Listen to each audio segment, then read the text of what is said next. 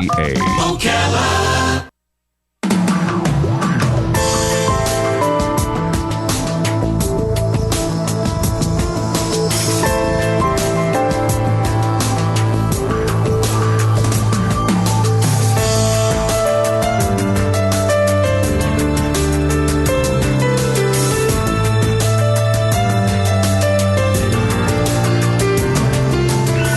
All right, 6 minutes after 10 o'clock. Thank you for tuning in this morning. Gosh, a long time ago, I was walking my dog not too far from, just next to the interstate, by the way, in here in Ocala. And I looked down in the sand, and I thought, oh gosh, that looks like an arrowhead. And I bent down and picked it up, and sure enough, it was a spearhead. It turned out to be, but what did I know? I didn't know an arrowhead from a spearhead, but it was a spearhead from like a Native American must have had it at one time and lost it probably in a hunt, and I happened to find it. It was so cool to find that thing. And there was a story just the other day of a guy walking somewhere in the Middle East, and he finds a coin from, I think, the year 124 AD or something like that, right? Do you remember that story? Yes, I do. That was so cool. And In Galilee, he was. And if you go to, we went to a ship. They call it what did they call that ship we went to? Do you remember? It was a replication. It wasn't a real ship, yeah. but it was a replica of a real ship. Oh, It the was, Nina. No. Oh, no, different one. It was a tall ship. I can't remember what they called it. Okay. But anyway, it was one of those tall ships. And when we went there, they sold souvenirs, and one of the souvenirs they sold was a map of the different places they believe where you can find shipwrecks here in Florida along the coast. And so it is such a fascinating thing. And of course, I have no way of diving down into the water to find a ship, and I guess those are just guesses, but we don't really know. With today's technology, I guess somebody who wants to find those ships can do it easier than we were once able to do that. Well, we have somebody on the phone who can talk about this way more than I would ever be able to. I couldn't even fake this one. Robert Kurson is on the phone. He wrote this book you're going to want to read. It's called Pirate Hunters. Robert is an attorney, a philosopher, a researcher, a contributor to Esquire magazine, and I think this is a New York Times bestselling book, I think. Yep. Pirate Hunters, Treasure, Obsession, and the Search for a Legendary Pirate Ship, and I think the pirate who was in charge of it, right? Yes. Of course, he wouldn't be alive, but this is a true story. I can't wait to hear about this one. Robert Kurson, what an honor. Good morning, sir. Oh, it's an honor for me. Thanks so much for having me. What a fun thing you do. Is it fun, or is it? I'm guessing it's a lot of work and it's fun, right? It's both. It's an incredible adventure when I set out to do one of these books. It's usually takes several years, but worth every minute of it, I promise you. Wow. So where are you calling from right now? I'm in Chicago. Oh, okay. And tell me about this particular mission that we're going to learn about today. Well, this is a true story that had its origins really in 1686 when a great and largely unknown pirate ship called the Golden Fleece sank in an epic battle with the English Royal Navy. It was a battle, in fact, that the pirates won, unheard of victory, a battle that stretched over 2 days and ended in the Royal Navy's defeat. So it's a historic, legendary battle, but the ship and the captain, Joseph Bannister, were lost to time. A few years ago, two ordinary guys, two shipwreck hunters, shipwreck divers, set out to find the pirate ship. And what they were up against was probably the hardest thing in the world. Until they went looking, only one pirate ship had ever been discovered and identified. That was the Witta in 1984. But pirate ships are the single hardest thing in the world to find.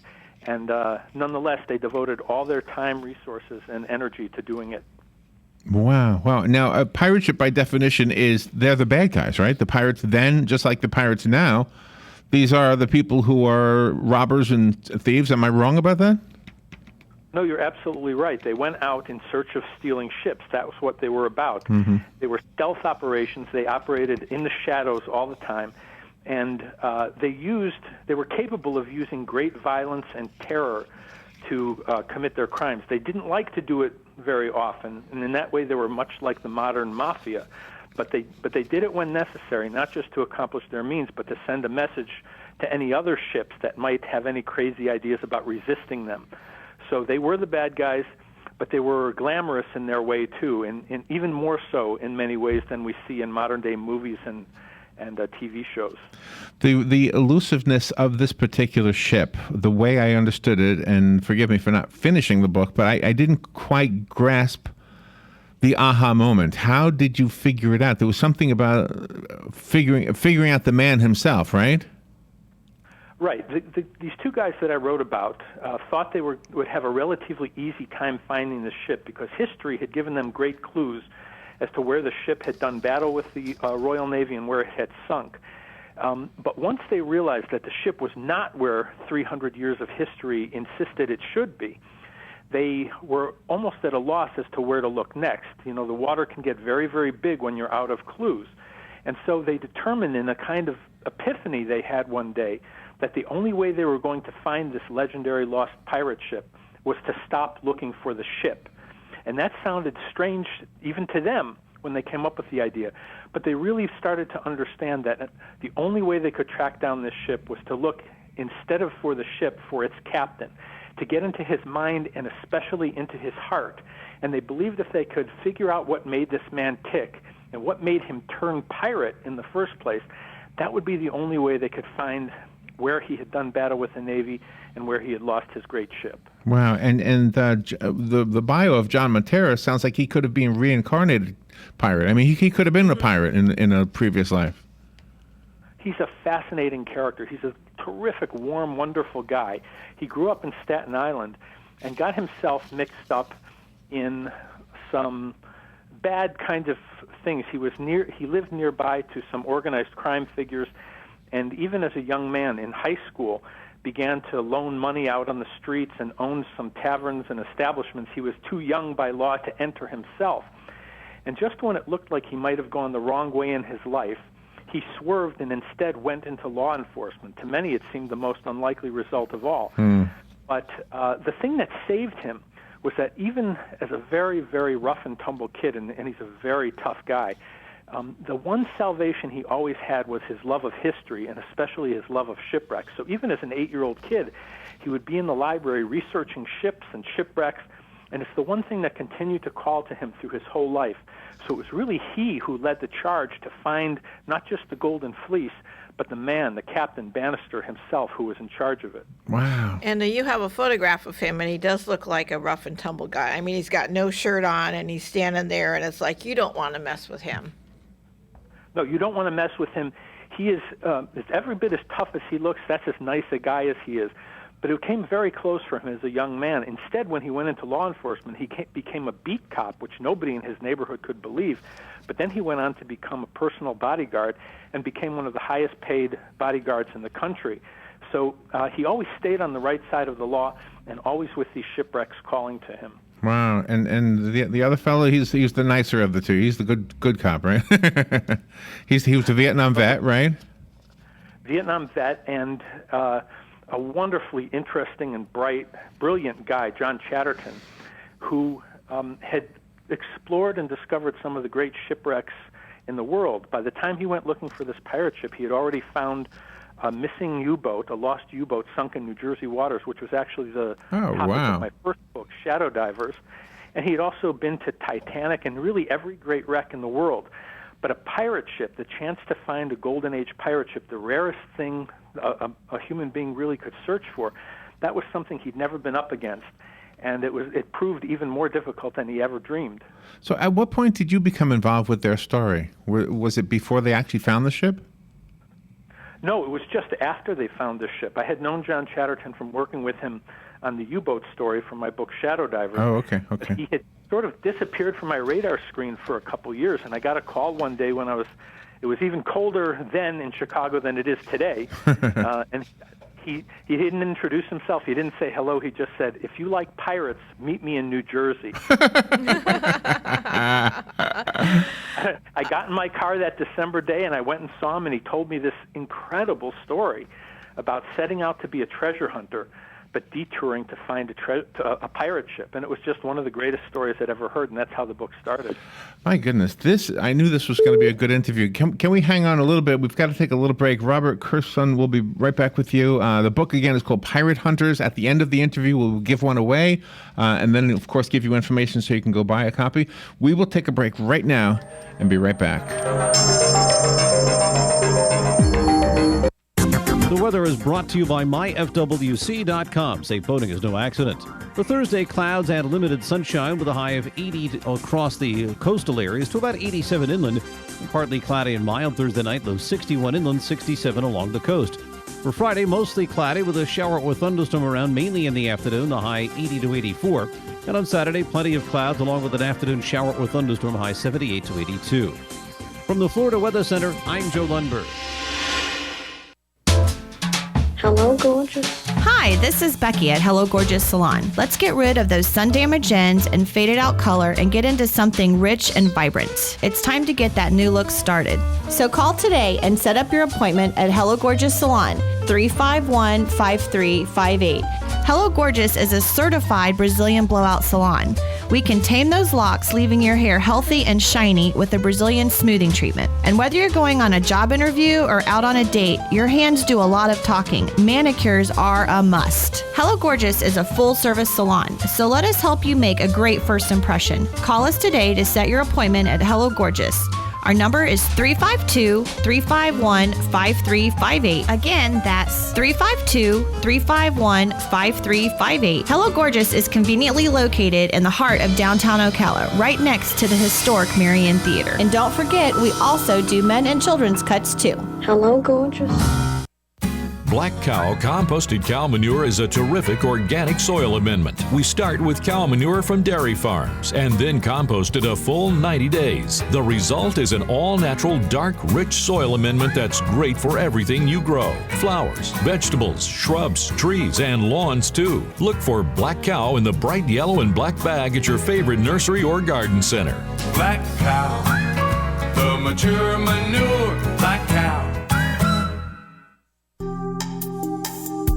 Career Source Citrus Levy Marion brings together business and community partners, economic development leaders, and educational providers to connect employers with qualified, skilled talent and job seekers with employment and career development opportunities. Tune in the first and third Wednesday of each month at 9:30 a.m. to Career Source Citrus Levy Marion and learn how they can help you. All right, 18 minutes after 10 o'clock. Thank you for tuning in. We are speaking with Robert Kurson up in, did he say Chicago, Robert? Chicago? Yes. And he has written the book Shadow Divers. You might be familiar with that. The new book is called Pirate Hunters, Treasure, Obsession, and the Search for a Legendary Pirate Ship. This is a true story. And if you were listening to the first part, then you're probably anxious to hear the second part. So let's get right on with it. Robert, you know what I was thinking during the break? And maybe you just have it says here you're a philosopher. So let me tap into the philosopher that you are, okay? Why do you suppose it is that if we hear about pirates today, we hate them? But when we hear about pirates from long ago, we love them. Why is that? Well, I'll tell you. And it's been a long time since I was a philosopher. I graduated as a philosophy major, so I'll have to put my philosopher cap back on. But I do have an opinion on this. My opinion is that the pirates we see today seem entirely in it just to steal, and that there is nothing that motivates them other than to take the property of others, and that they'll stop at nothing to do it. When we think of pirates from the Golden Age, and the Golden Age lasted from about 1650 to 1720, those are the real pirates of the Caribbean, the Johnny Depp pirates we think of. Right. And Johnny Depp, I think, helped a lot with us liking those old-time pirates. He really does. I mean, it's a very romantic view of pirates, and in a lot of ways it was true. A lot of these guys were on adventures. Many of the pirates were merchant seamen who faced very cruel conditions sailing legitimately, for merchant captains who exercised cruel and autocratic authority. But they had a real option there to go on an adventure in which they could make more in a week than they might make in a year. And they could see places and do things. But one of the best things about being a Golden Age pirate was that pirate ships were democracies. They were the first democracies in the Americas. Pirates voted on everything on a ship. And one of the best parts was that the lowliest pirate, the lowliest deckhand pirate's vote counted equal to the captain's vote. They voted on everything, where to go, what to steal, who to kick off the ship, who to bring on. So it was a tremendously exciting opportunity to go wonderful places, become rich, and have a real say in what the ship and even the captain was doing. So there was a real thrill of adventure and participation that really does not apply at all when you think, for example, of Somali pirates today. Yeah, right. So as you're doing this, you're learning as well, right? I mean, you weren't a pirate expert before doing these two books, right? Or this one particularly. I was like most other people who just loved pirates when I was a kid and dreamed of the adventures that they went on, but never really heard much about real pirate ships or even real pirates. And there was a reason for that. They just can't find real pirate ships. They are the hardest thing in the world to locate. So the one thing I still, if you don't mind me going back to something you said earlier, in finding the ship, they had to find Joseph Bannister. I don't quite understand that. Can you maybe I'm just thick? I mean, hopefully I'm not the only one who didn't quite get that. How do you find somebody who's dead? How do you find who's dead? Yeah. And how do you do that? Well, they knew they were not going to find his physical remains. After he defeated the Navy in battle, he disappeared, as he always did. He was an incredibly ingenious, elusive guy. But what the two divers came to believe was that if they could understand who this man was, what motivated him, what made him tick, they could figure out where he would have put his ship, because history was wrong about where his ship sank. So they thought if we could figure this guy out, get into his DNA, maybe we would see the world like he saw it, and we could figure out where we would put a pirate ship if we were him. And when they started to understand him and piece together parts of his biography, they began to see the world as he did, and that led them to the ship. So that implies he sunk the ship on purpose. Well, the ship sank in the battle. I think there was very little question about that. Okay. The question was, where did the battle take place? Because where history thought the battle took place was not really where it did. Okay. So in figuring out what he might have done, they figured out where he was in hiding, and then the Navy found it also. The Navy found that spot also. The Navy found the spot also, but Bannister had picked such a perfect location, maybe the best location in the entire world, that he was able to defeat not one but two Royal Navy warships. Absolutely unheard of, really impossible thing to do. It took an exquisite mind and an exquisite heart to figure out where to put the pirate ship and then how to wage war against the Navy, and that's what this guy did. Wow. I like the way that you give the reader a look into the childhoods of John Matera and John Chatterton. It shows that their characters have really evolved for the better, and the reflective list that you put in the book that John Chatterton did when he was in Vietnam was very insightful. Yeah, he's had an incredibly interesting, unusual, and rewarding life. John is really a man of principle. And to him, there was potential treasure on the ship, and I won't reveal what they finally found aboard when they discovered the pirate ship. But he's never in it for the money. He's never in it for the glory. He only does things that are very, very difficult and that are important. And these kinds of values were forged early on in Vietnam. He didn't even have to go to Vietnam. He had connections to get out, but instead he enlisted as a medic and volunteered to walk point when he was only 19 or 20 years old. That's virtually unheard of for a medic. Very, very risky. But he always wanted to see why men did what they did. Why did people do the things they do? And that's behind really what everything he does, including a search for a pirate ship. Wow, this is more than I thought it would be. This is really such a very multi-leveled, I guess you would say, study of this. You know what? There's a photo in the book. I want to mention this so the listeners know. It's a cereal bowl, and there's some uneaten porridge still inside the bowl. So the fish, I guess they don't like porridge, huh? How could that stay underwater all that long? One of the miracles of this pirate ship discovery was that the location where the ship sank is run over by a freshwater stream, and the mud and the silt around it perfectly preserved the ship. So not only did they find the remains of this old wooden ship, but the hull is perfectly intact, And so many of the artifacts are perfectly preserved, including, as you said, a cereal bowl with porridge still inside it, and many vials of medicine with medicine still inside it. Everything is pristine. It's an incredible find. Wow. I think you have found your calling. I don't know if you liked your work as an attorney, but you are a journalist. I mean, this is what journalism is about. Robert, thank you for being on the air. I don't want to say goodbye yet, but I want to give away the book and get information so we can go buy it. So call me if you're listening and you want the copy that was sent to us. It is called Pirate Hunters. It's a paperback. You're going to love this book. Robert Kurson wrote the book. Kurson is how he spells his last name. So call us. We'll be glad to put your name on it, and it'll be waiting for you. And do you have a website, Robert? Yeah, my website is just my name, Robert Kurson, Kurson.com. Okay. And is this on Amazon and all the other normal book places? Yeah, it's on Amazon and BarnesandNoble.com and in all the bookstores. And there was a third fellow, Ehrenberg, that he really didn't get along with the other two guys. So it was like he was dropping the ball and they had to get away. Yeah, one of the fun elements of the story is time is ticking against these treasure hunters. They're about to UNESCO and the United Nations are working against treasure hunters. So the clock is ticking and tempers were running high. There was a lot of tension and a lot of conflict, which is always great for stories. So what is the law? Do they get to keep whatever? Did they find actual treasure? Well, I'm not going to reveal that. What they found was incredible. But the deal at the time with the Dominican Republic, and that's where the ship sank and where they found it, in the Dominican Republic, was that the government takes 50% of anything that a treasure hunter finds, and it's the job of the treasure hunters to separate the booty into two piles, but then the government gets its choice of which pile. So you better divide it evenly if you're a treasure hunter. Oh, isn't that crazy?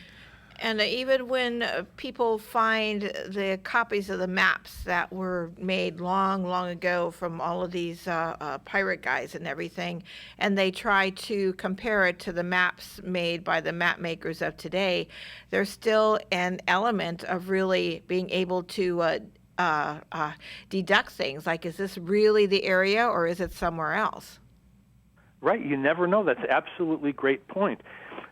They were doing the best they could back in the 1600s, but what might look like precision map making and detailing might have nothing to do with reality today. And things shift. Even geology shifts over the centuries. So it's a very big challenge to go out and find a ship in the middle of nowhere. Wow, what a fascinating topic.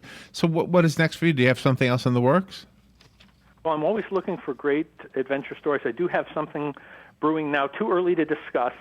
But, the big challenge of my job, which is writing really good true stories, is that they're few and far between. So part of my whole life is being on the hunt myself.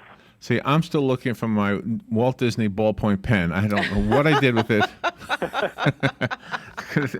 See, I'm going to be thinking of you when I look for it again. Robert Kurson, thank you for being on the air with us. You said it's cold in Chicago right now? Oh, it's always cold in Chicago. Is it really? See, it's so nice here. It's like 80 degrees here. You might want to come to Florida. And we have so many. We have so many ships here. According to the big tall ship. We went to a big tall ship. It was I can't remember it was from Spain. It's a replica. It was a replica of something, but it was beautiful to walk through. It was awesome. And then I guess to make extra money, they sell these little books and stuff. And it was very fascinating to look at the fact that there were ships. Like, if I had a boat, I could probably go find a place and go looking, I guess. I don't know how you do it, but right. Those little books are full of dreams, aren't they? Yes, that's a good way to put that. Yes. Well, your book is about people who followed those dreams and actually got the job done. And one guy from Long Island, one guy from Staten Island, and it's kind of my home turf. So it was kind of fun. It was kind of I didn't think anybody from Long Island would actually be looking for treasures, pirate ships. Thank you, Robert. That was fun. Thank you so much. I really appreciate it. All right, we'll be right back.